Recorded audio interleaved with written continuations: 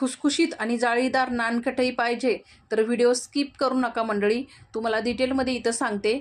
एकदम प्रमाणशीर नानकटईची रेसिपी आहे. स्किप तर बिलकुलही करू नका, शेवटपर्यंत बघा. तर इथं बघू शकता तुम्ही एकदम जाळीदार खुसखुशीत नानकटई तयार झालेली आहे. चला डिटेल रेसिपी सांगते कशी बनवली ती. तर इथं मी साजूक तूप घेतलेलं आहे, एक वाटी, म्हणजे सपाट वाटी आहे ही.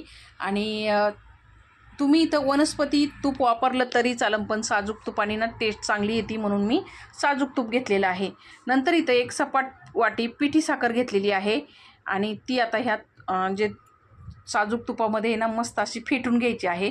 जोपर्यंत मिश्रण असं सफेद दिसत नाही आहे तोपर्यंत मस्त अशी ही फेटून घ्यायची, क्रीमी बॅटर होईपर्यंत चांगलं.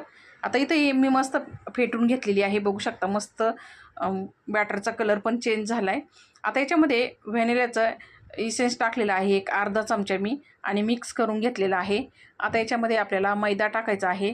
तर मी चाळण ठेवलेली आहे कढईवरती आणि 1.5 वाटी मैदा याच्यामध्ये टाकून घेतला आहे. आता 1.5 वाटी मैदा आहे, तर एक सपाट चमचा मी बेकिंग पावडर टाकलेली आहे आणि मग हे चाळून घ्यायचं चांगलं. इथं मैदा चाळूनच घ्यायचा, म्हणजे तसा वापरायचा नाही आहे. चाळून घेतलं ना नानकटाईला चांगली जाळी पण पडते आणि खुसखुशीत होतात. मग आता हे चांगलं जे घीचं आणि जे मिश्रण बनवलेलं होतं ना त्याच्यामध्येच हे पीठ आपल्याला मळून घ्यायचं आहे. हलक्या हाताने बांधून घ्यायचं हे पीठ आणि मस्त असं. आता याच्यामध्ये दुधाचा चमचा अजिबात एकही टाकायचा नाही आहे, नाही तर कडक होऊ शकते तुमची नानकटई. जे मिश्रण बनवलं आहे त्याच्यामध्येच मी मळून घेतलं हे. आता याचे आपल्याला पेढे तयार करायचे आहे. आता तुमच्या हिशोबाने तुम्हाला नानकटई मोठी पाहिजे असन आकाराने किंवा छोटी पाहिजे असन, त्या हिशोबाने इथं नानकटाईचे पेढे बनवून घ्यायचे. तर बघू शकता तुम्ही एकदम माव्याचा पेढा कसा असतो तसंच हे मिश्रण आपलं तयार झालेलं आहे. आता असं गोल करून थोडंसं फॅट करायचं, खाली फ्लॅट करायचं.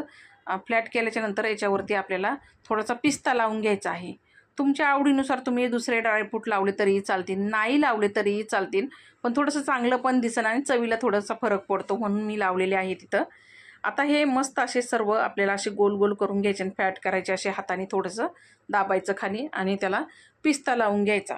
आता पिस्ता लावून झाल्याच्या नंतर आहे ना, आता मी इथं जो ट्रे वापरलेला आहे, मी आता ओव्हनमध्ये बेक करत आहे. तुम्ही कढईमध्ये करत असताना तर काय करायचं, जी प्लेट आहे ना त्या प्लेटवरती बटर पेपर ठेवायचा आणि त्याच्यावरती हे पेढे ठेवायचे ना.